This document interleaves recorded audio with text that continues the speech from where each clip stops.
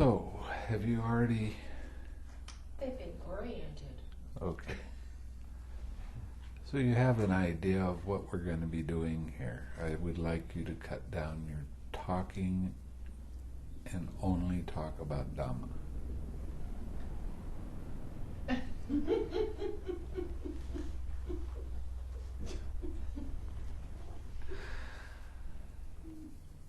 Okay.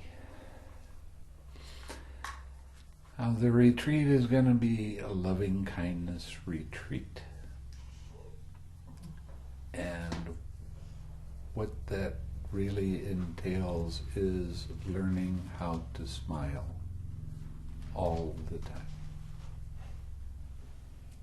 There's a real interesting thing that happens when the corners of your mouth go down, so does your mental state.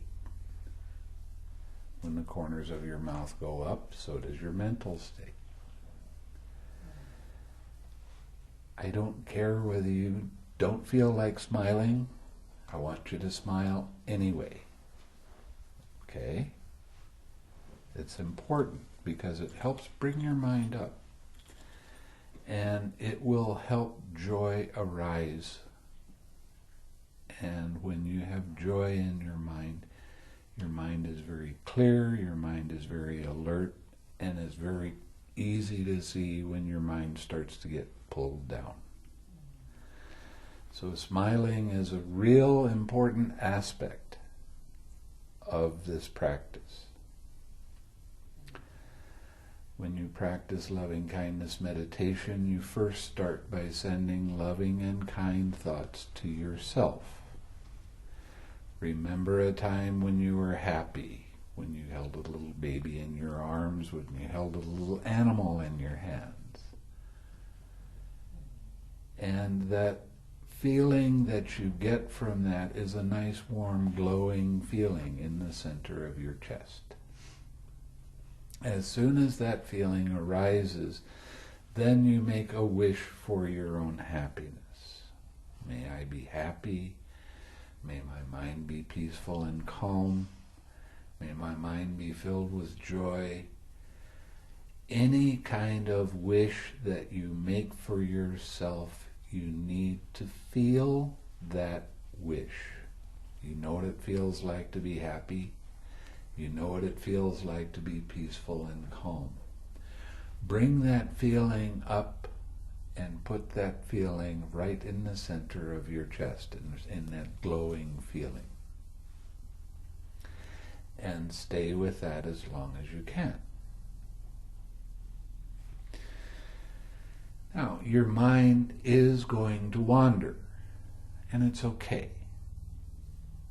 We're not trying to shut our mind down and stop it from thinking. But as soon as you notice that you're not on the feeling of loving kindness and feeling that wish, then recognize that your mind has become distracted. Let go of that distraction. The way you let it go is that you don't continue thinking those thoughts. You just let those thoughts go. Don't keep your attention on them. Next, relax the tension and tightness in your head. Now your mind, or your head, is made up of two lobes like this. And there's a membrane that goes around each lobe. It's called the meninges. Every time you have a thought, every time you have a sensation arise, every time you have a feeling arise, that membrane tightens. Okay? Now what you want to do is be able to recognize that and relax it. And when you relax, you'll feel kind of an expansion feeling in your head because that pressure is taken off. This is a very important aspect of this training. Now, what that tightness is craving. That's how you can recognize what craving is. It always manifests as tension and tightness in your mind and in your body, around your brain. So you want to relax that. And when you do that, you'll notice right after that you don't have any thoughts in your mind. Your mind is very bright. Your mind is very alert. Your mind is pure because it doesn't have any craving in it at that time. Then you need to bring up a wholesome thing. That's why we want you to smile. And then come back to your object of meditation. Your object of meditation is a feeling of loving kindness, and make a wish for your own happiness. And then stay with that as long as you can. It doesn't matter how many times your mind gets distracted. Okay? If you can have your mind running all over the place, as soon as you notice it, let it go. Let go of it. Don't continue thinking that thought. Relax. Smile. Come back to your object of meditation. If your mind wanders 50 times in a sitting and 50 times you notice your mind is wandering, you let it go, you relax, smile, and then come back. That is a good meditation. So the whole thing comes down to not judging, not condemning yourself because you think you should be doing better than you're doing. It's just simply noticing, letting go, relaxing, smiling, come back and do it again. Every time you do this, you are practicing right effort.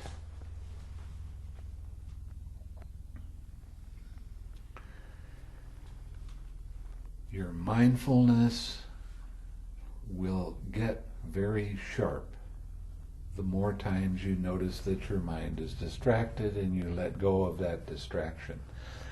Don't get caught in the content of your thoughts. Your story doesn't matter at all. Okay? Now the whole point of Buddhism is learning how mind's attention works. Not why. We don't care about why this story came up. We want to know how mind's attention moves from one thing to another. That's the definition of mindfulness. How does mind's attention move? So the more times your mind gets distracted, and you notice that and let it go and relax and smile and come back, the better your meditation becomes. Eventually what's going to happen is your mind will start to stay on your object of meditation for a longer period of time. And the distractions won't last for quite as long. When you first start off, you can get distracted for a minute or 2 minutes or 5 minutes, whatever. It doesn't matter. As soon as you recognize that your mind is not with the meditation, don't criticize yourself. Don't condemn yourself. Just go, oh, okay. Now you use the 6 R's again. This is a game of do it again. Okay? It doesn't matter how many times your mind gets distracted. It's fine. Understand that every time you have a distraction, that's helping you to improve your mindfulness. So the whole point is learning how to recognize mind's attention moving from one thing to another. How? That's the Buddha's question. How does this work? How does it happen? And you'll get more instruction in that as time goes by with the Dhamma talks. So it doesn't matter how many times your mind gets distracted. What matters is that you recognize it, release it, relax, re-smile, and return to your object of meditation, and repeat that as often as it needs to be done. So, for the first 10 minutes of every sitting, you spend sending loving and kind thoughts to yourself.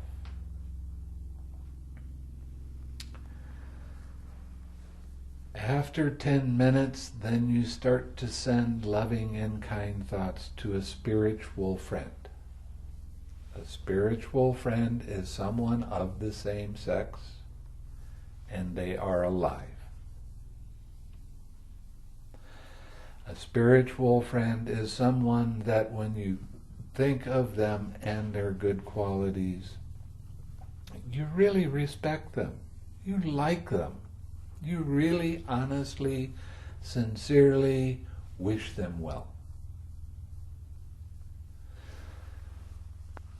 The more sincere you are, the easier the meditation becomes. The more interest you take in wishing your friend well, the easier the meditation becomes.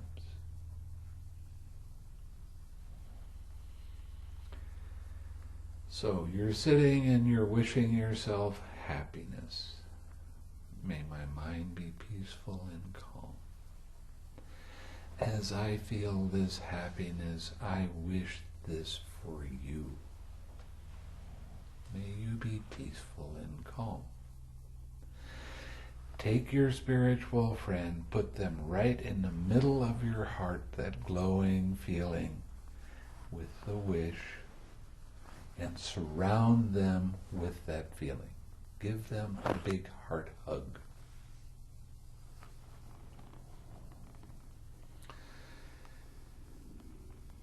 While you're sitting, please don't move your body. Don't rock. Don't shift back and forth. Don't scratch. Don't rub. Don't change your posture. Sit, and you can move as much as he does. Okay? Sit still. Now, while you're doing this, there are going to be some sensations that can arise in your body. Feel an itch, feel heat, feel vibration, feel a pain. Don't move. Sit very still and watch how mind's attention goes to that. The first thing you'll notice when a pain arises is your mind goes to that sensation. Let's say it's your knee. The next thing you'll notice is your mind is starting to think about it. I wish it would not bother me now. I wish it would go away. Why does it have to interfere with my meditation? Every thought about the pain causes the pain to get bigger and more intense. So the first thing you do is relax, let go of the thoughts. Relax the tightness in your mind. And then you will notice that there is a tight mental fist wrapped around that sensation. That tight mental fist is aversion. You don't like it there, you don't want it there, you want it to go away. But that aversion is there. Now the truth of the present moment is, be ready for this one, when pain arises, it's there. Okay? That's the truth. When it's there, and it's okay for it to be there. It has to be okay, because that's the truth. It's there. So what you do is let go of that tight mental fist and let that sensation be there by itself. Don't try to change it. Don't try to control it. Don't try to make it be something other than it is. Anytime you do that, you're fighting with the truth. Anytime you fight with the truth, you are fighting and causing yourself suffering. It's that simple. And you're causing that suffering to yourself.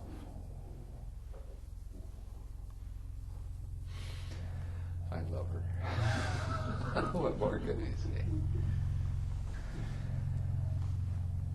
So, your job is to allow the present moment to be there without any control. Just let it be there. It's okay, but don't keep your attention on it. Now you've recognized that your attention is there. You let it be there. You relax. You smile. You come back to your object a minute. Whoops, there it is again. Now, let go of the thoughts. Relax. Let go of that tight mental fist. Relax. Let it be. Smile. Come back to your object of meditation. It doesn't matter how many times your mind gets distracted. Your mindfulness is like putting coins in a piggy bank. Every time your mind gets distracted, you notice it, you come back to your object of meditation, it's like putting a coin in the bank. Eventually that bank gets full, but it doesn't happen right away. So the more times you can allow things to be the way they are and relax into them and smile and come back to your spiritual friend, the sharper your mindfulness becomes. You'll start to stay with your spiritual friend for a longer period of time. The distraction, when it comes, and there will be distractions, I promise, the distraction will start to be shorter as your mindfulness improves. Again, this is a smiling meditation. That means I want you all to be smiling right now. Okay?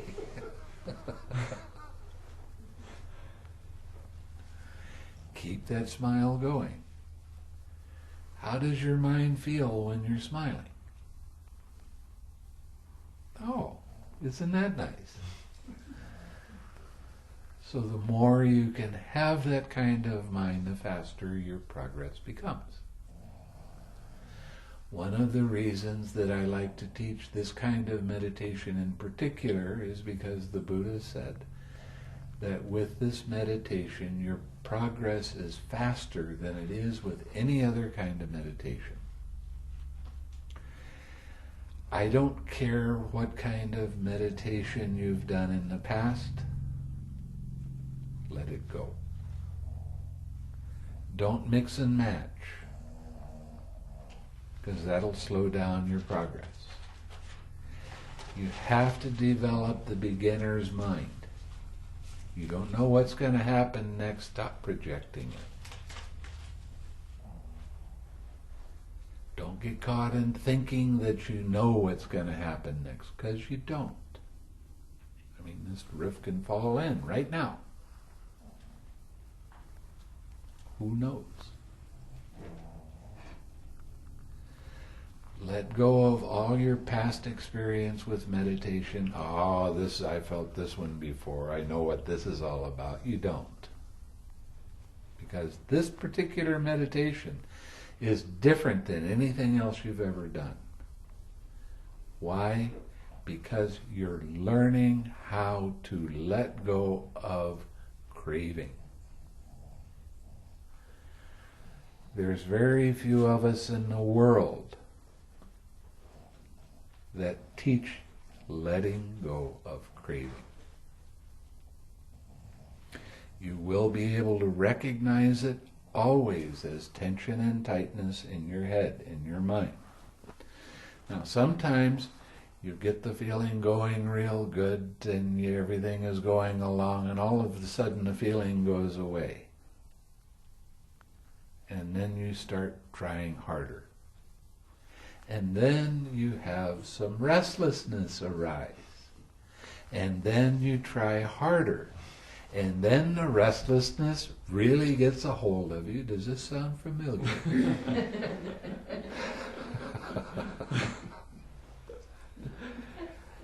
And what you have to do is, instead of trying harder to make your mind get back to where it was stop trying so hard. And learn to develop a sense of humor about how crazy your mind is with trying. Because it is. Welcome to the human race. We're all crazy. And it's okay to be crazy. All we have to do is learn from our mistake. And the mistake is trying to get this present moment to be like that past moment was. Now, if that's not funny, I don't know what is. Now, it really sounds odd to hear this statement. Meditation is supposed to be fun. How many times has anybody told you that? It is fun. When you have a sense of fun about your practice and how crazy your mind can be, that helps to balance your mind so that you're not caught anymore. Okay? Now, the thing that's real important is that when you can laugh with yourself about getting caught again, that laughter changes your perspective. Okay? You go from, I don't like this, I don't want it to be this way, to, it's only this. That's what laughter does. Make this meditation fun. Enjoy. There's nothing wrong with enjoying. I know I had 20 years of experience that everything is suffering. Okay? I know that game. And it's a dead-end street. It doesn't work. If you're going to dwell on suffering, that means that you're going to suffer more. And okay, you want to do that to yourself, that's up to you, but I kind of like having fun more.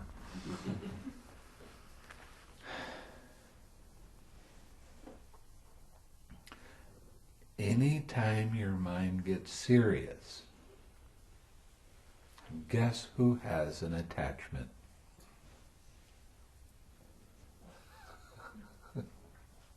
Okay?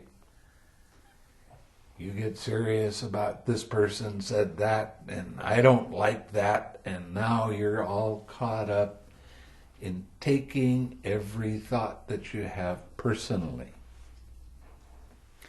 Every time you take something personally, you are causing yourself suffering. You can't blame somebody else because you're doing it to yourself. The whole point of the Buddha's teaching is to recognize when you have an attachment Let go of the attachment and relax. Bring up something wholesome. Smile. Come back to your object of meditation. Keep that object of meditation going. That's right effort. That's the 6 R's. They're exactly the same. Right effort will take you all the way to Nibbana. And you can't get to Nibbana when you have attachments. This is the way it works. Now, you sit no less than 30 minutes.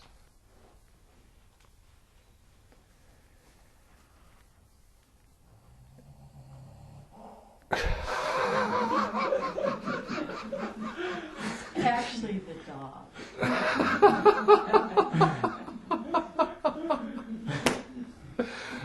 Oh, bingo. Good one. It gets louder. That's not a problem. We have a dog that does the same thing. Oh, he's that big. Anyway, sit no less than 30 minutes. When your sitting is good, don't break it. Sit longer, as long as you're comfortable. When it's time to break your sitting, that doesn't mean you stop your meditation. It just means you change your posture. So you stay with your spiritual friend, wishing them well, and you get up and you go outside and you do your walking meditation. Walking meditation is walking at a normal pace, not a slow pace, at a normal pace, just like you walk in your daily life. This is a for your daily life. Remember this. Stay with your spiritual friend. Now, when you're walking, pick a spot that's 30 or 40 or 50 feet, whatever you're comfortable with, and just walk back and forth. Okay? And stay with your spiritual friend as much as you can remember. The walking is going to be somewhat difficult at first because you're not used to that. You're used to walking around thinking about this, thinking about that, getting caught up in all that nonsense stuff. And it's hard to stay with your spiritual friend, but that's okay. As soon as you recognize that you're thinking about something else, you do the same thing as you do in the sitting. You let it go, you relax, you smile, you come back to your spiritual friend. It doesn't matter how many times your mind gets distracted. Now, when you're doing your walking, it's best not to be looking around. Because you look around, that's where your mind goes, and all of a sudden you're 1,000 miles away from here. So just keep your eyes down, gently down, not making a big deal out of it. And you'll notice that you're able to stay with your spiritual friend a little bit easier when you do that. 10 or 12 feet in front of you is fine. Now, when you're doing your sitting meditation and you're radiating loving kindness to your spiritual friend, you want to see your spiritual friend in your mind's eye. Now, for some people, it's very easy to visualize.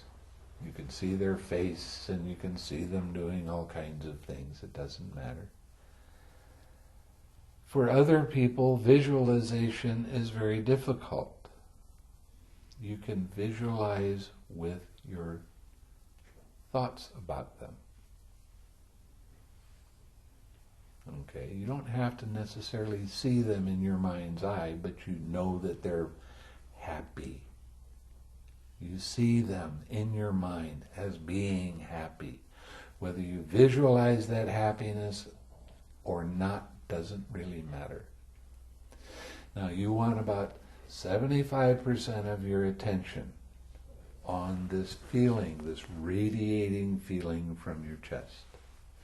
You want about 20% of your attention on the making of the wish and putting that wish, that feeling of the wish, into your heart. Now, a lot of people, and about 5% of your attention on visualizing. So the visualizing isn't that, doesn't take that much attention. Don't try real hard. Now, the thing with visualizing, sometimes it's cloudy, sometimes it's fuzzy, sometimes it's like it's a long ways away. That doesn't matter. Don't put your attention so much on the visualizing. It's more, this is a feeling meditation.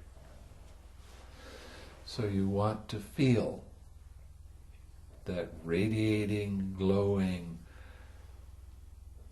feeling, and that will start to grow by itself and get bigger and bigger.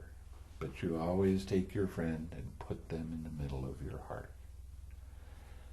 In your mind, see them smiling, see them happy.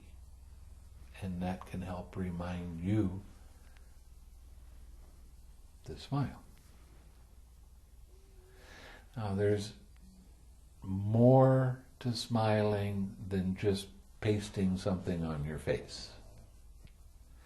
You want to smile with your mind. Keep your mind light. Don't try. Have fun. That keeps your mind light. You want to smile with your eyes, even when your eyes are closed. You'd be surprised how much tension is in your face. When you smile with your eyes, that all dissipates. A little Buddha smile on your lips and a smile in your heart. So there's more to smiling than just the corners of your mouth.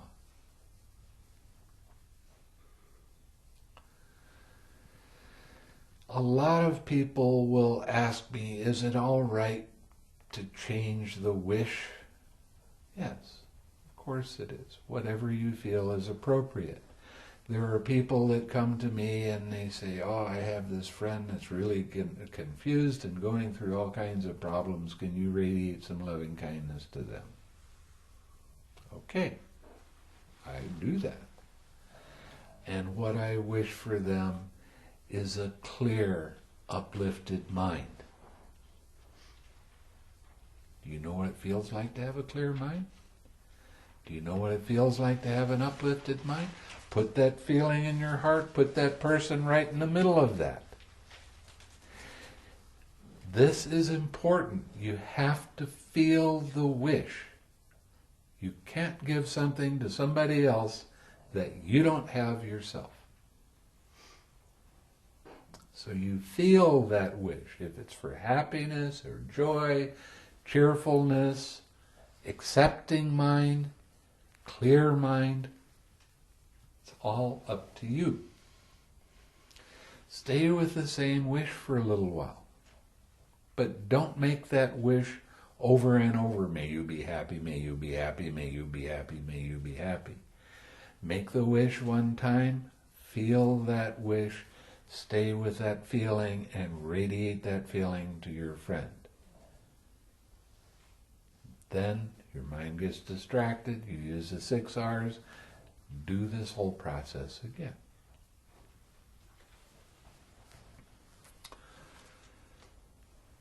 So, when you come back from your walking, don't walk any less than 15 minutes. Walking at a normal speed, that helps get the circulation going.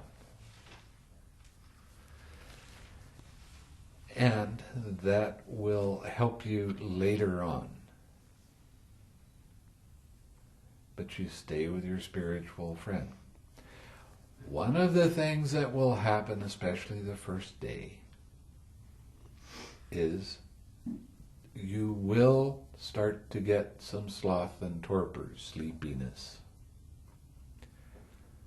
How does sleepiness arise? Sleepiness arises because you're with your spiritual friend, and then you start thinking little tiny thoughts. They're just ho-hum thoughts. They're not much about anything. And then they get a little bit bigger, and then you start to get into a dreamy state. And then your posture starts to slump. And before long, your head is bobbing. And the mistake that everybody makes is they notice they're doing that. They sit up really straight and say, I'm really not going to do that again. And then they do it again. Okay? And the reason that sloth and torpor comes up in the first place is because you're not taking enough interest in the feeling of loving kindness and sending that to your spiritual friend. You're just kind of ho-humming it.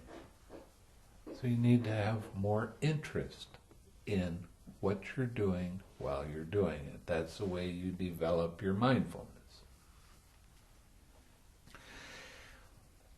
I'm not going to say if, I'm going to say when you get caught with sloth and torpor, then what you want to do is you're supposed to sit with your back nicely straight. But when you get sloth and torpor, straighten it a little bit more so it's almost uncomfortable. And then you'll have those little tiny thoughts and get dreamy, and your back starts to slump. You'll be able to recognize it more easily. And then you can straighten your back up and come back to your object of meditation. Now we're not worrying about the content of the thoughts. We're wanting to see how that happens. Right? The whole point of meditation is your mind is on your object of meditation and it goes over here and thinks about this or that. How did that happen? Not why did it happen. We don't care about why. Why is for psychologists. They can worry about that. But how did that happen? Your mind was here and now it's there. There's a process that you have to be able to recognize. What happened first? What happened after that? What happened after that? What happened after that? The more you take an interest in how your mind becomes distracted, the easier it will be to recognize this process and catch it a little bit quicker and relax and smile and come back.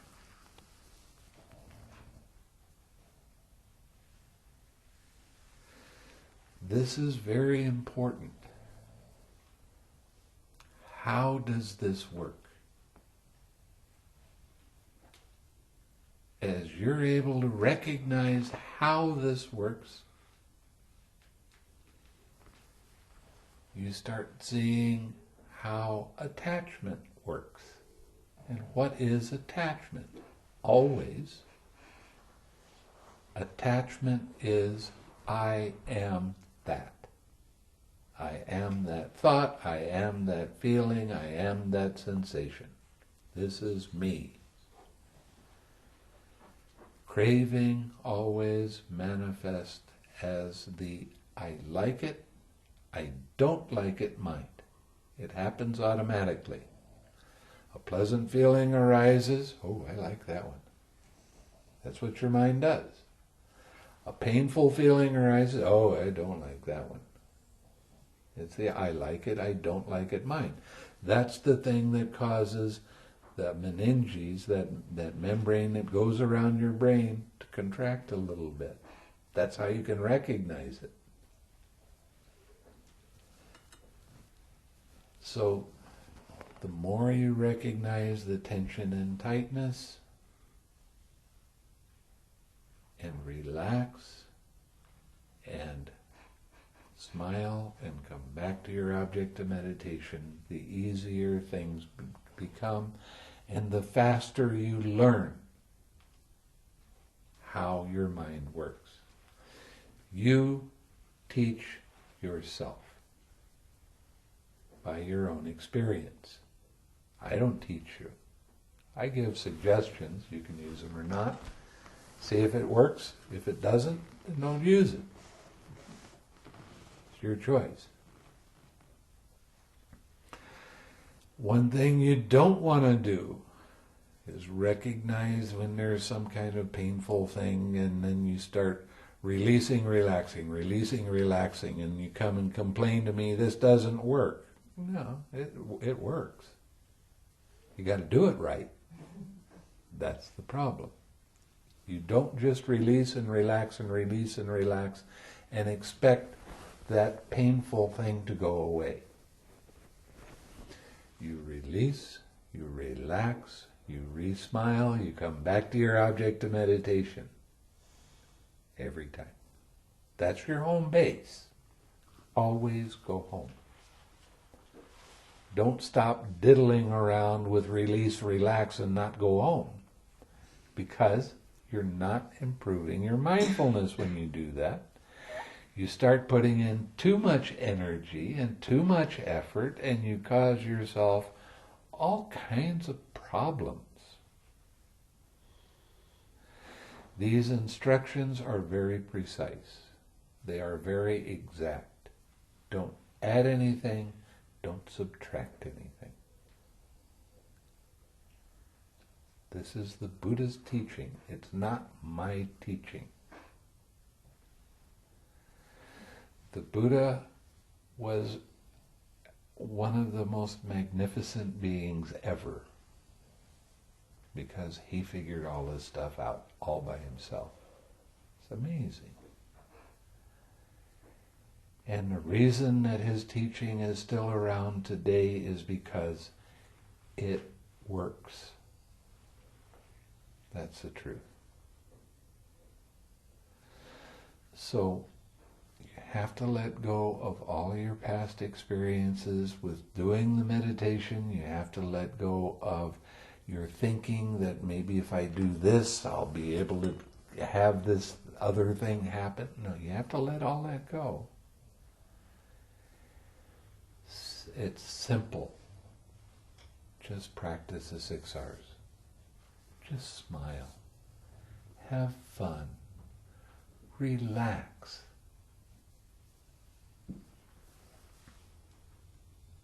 Simple. Not easy. Because it depends on your old habits. Because the old habits are going to crop up once in a while, aren't they?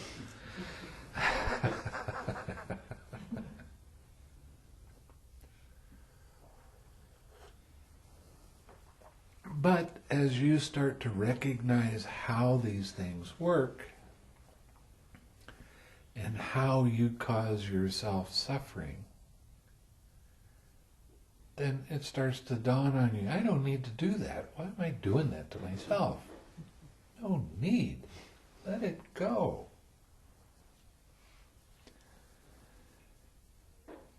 Keep it simple. Don't add anything. Okay? Now, they talk to you about the schedule and all of that sort of thing. It is good to be, especially in the morning, 5 minutes early. Okay? It is good. Because we're not going to start doing the morning service until everybody is here. So you don't want to be the last one in.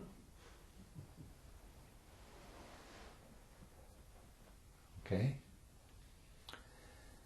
Keep warm, especially in the evenings.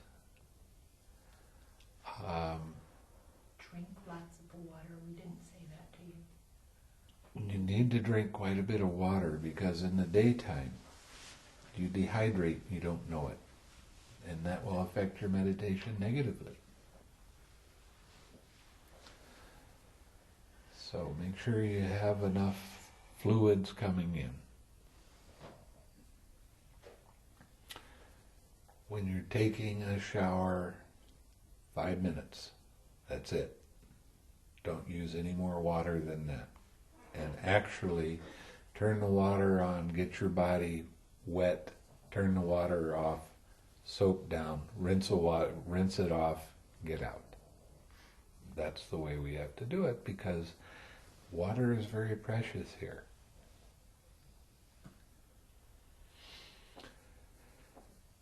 So, I can't think of anything else right off.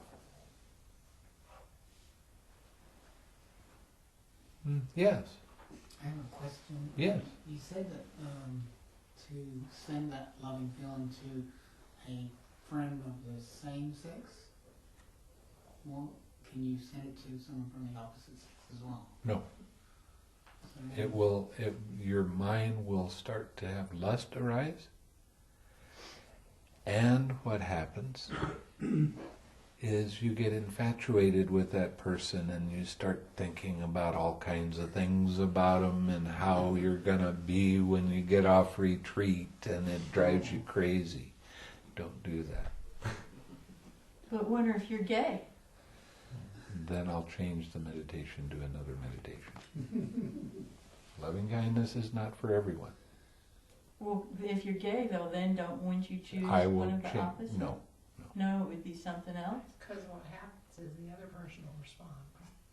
You may not, but you'll trigger it off in the other person. It can cause all kinds of problems. It can cause problems. It's lovingkindness is not for every kind of personality type. If you're gay, then I will give you the breathing meditation, because that doesn't matter. And the instructions are pretty much the same.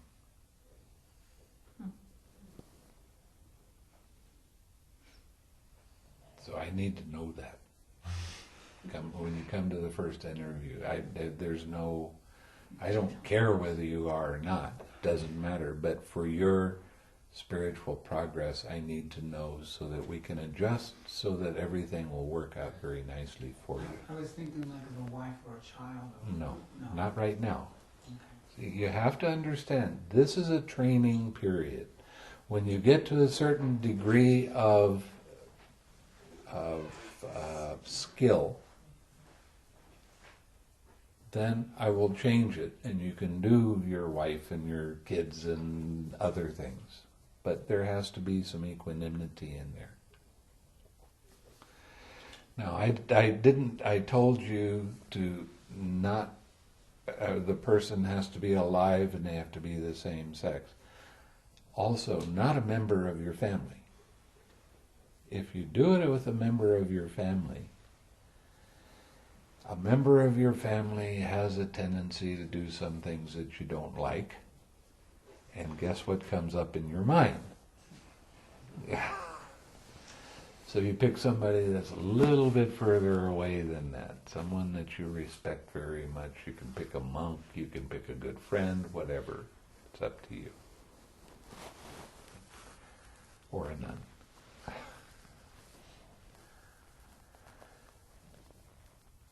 So, is there any other question?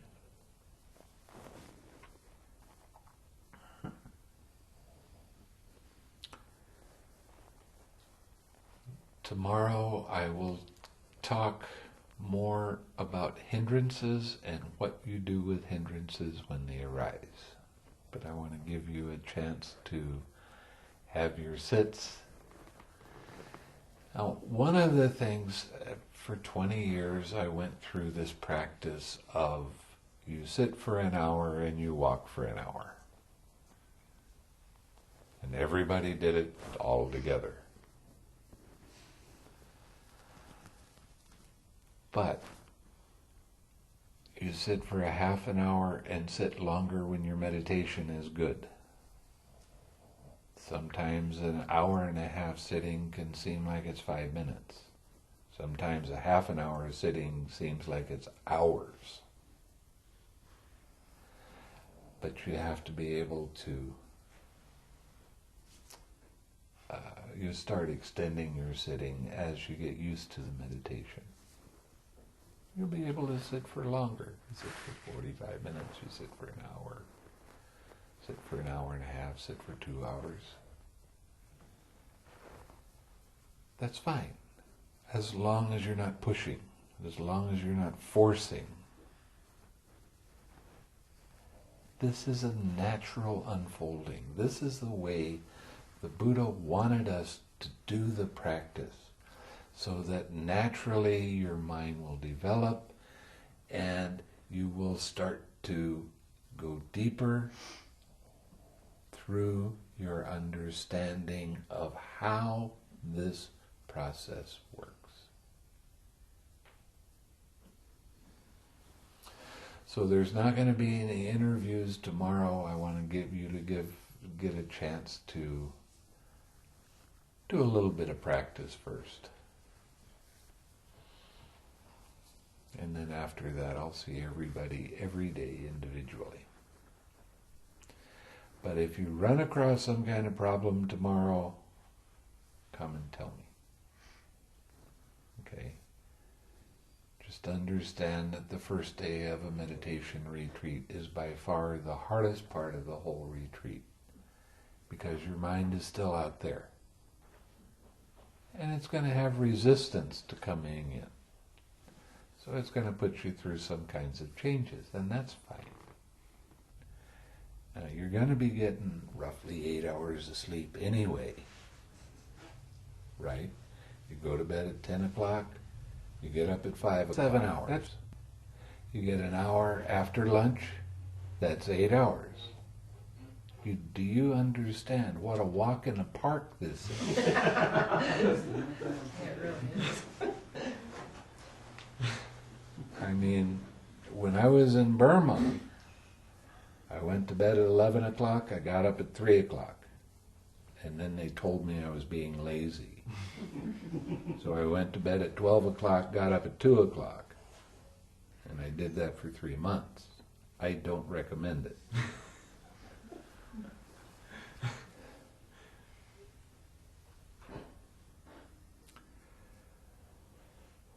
So you're going to have plenty of rest. So please don't go to bed until 10 o'clock. Okay? And this is for you, so you have enough time to really do the practice. You'll see the advantages of this.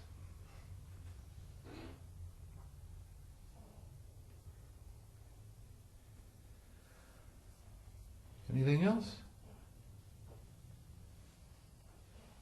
Okay, let's share some merit. The suffering ones be suffering free, and the fear-struck fearless be. May the grieving shed all grief, and may all beings find relief. May all beings share this merit that we have thus acquired for the acquisition of all kinds of happiness. May beings inhabiting space and earth, devas and nagas of mighty power, share this merit of ours. May they long protect the Buddha's dispensation. Sadhu, sadhu, sadhu.